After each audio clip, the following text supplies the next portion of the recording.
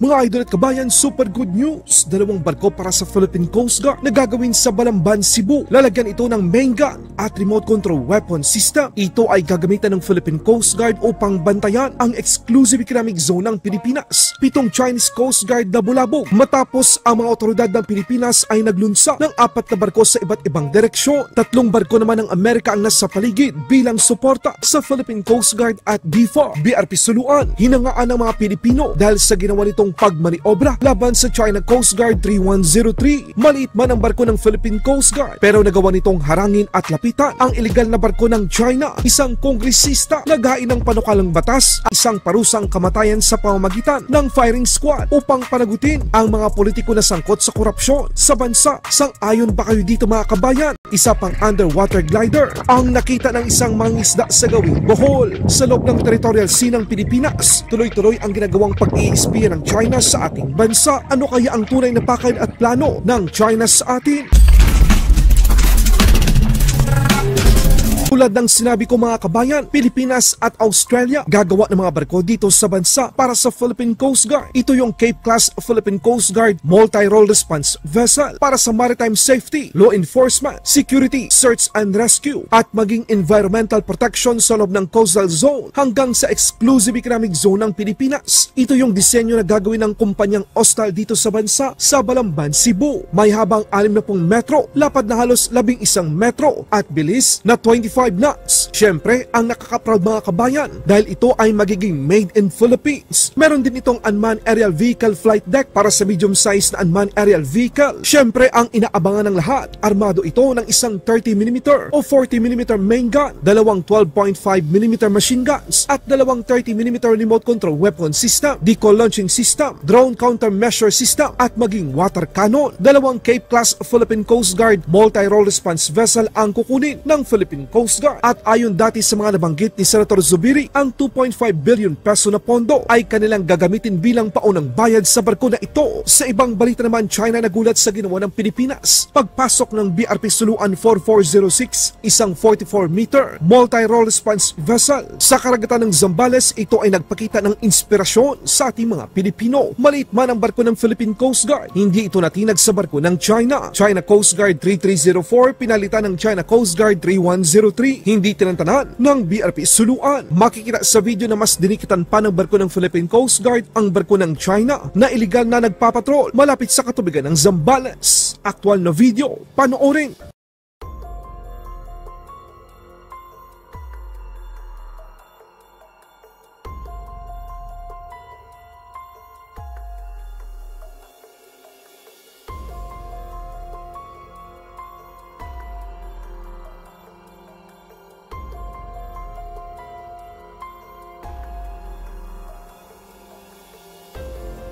Vessel 3103.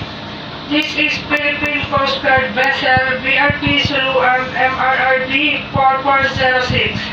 You are advised that you are currently sailing inside the Philippine Exclusive Economic Zone, approximately 65 nautical miles from the coastline of San Antonio, Zambales.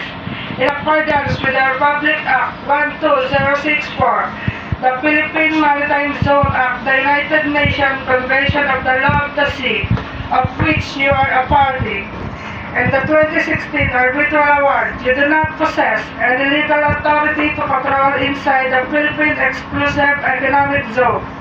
You are directed to depart immediately and notify us your intention. Your illegal activity will be reported to the higher authorities. Over.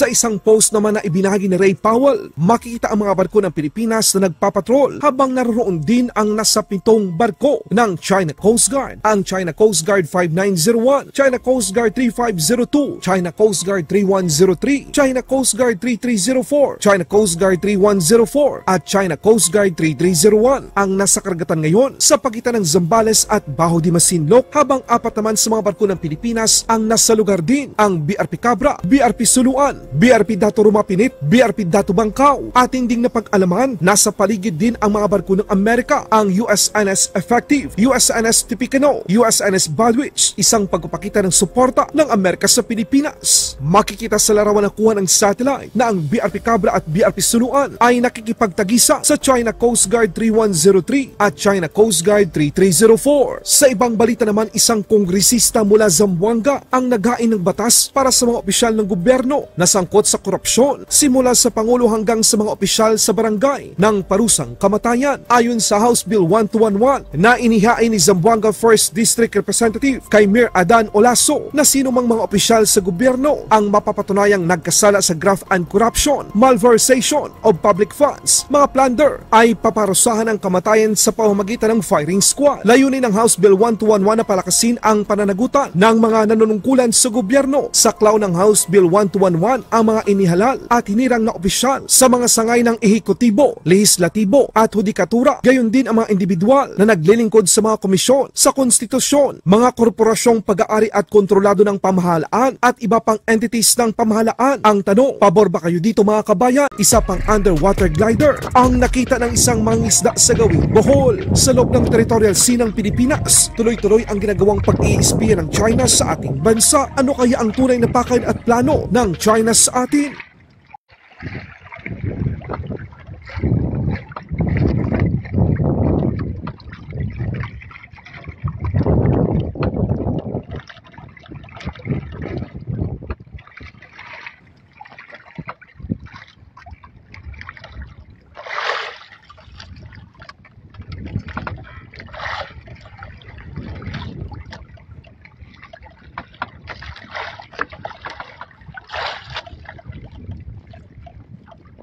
Thank you.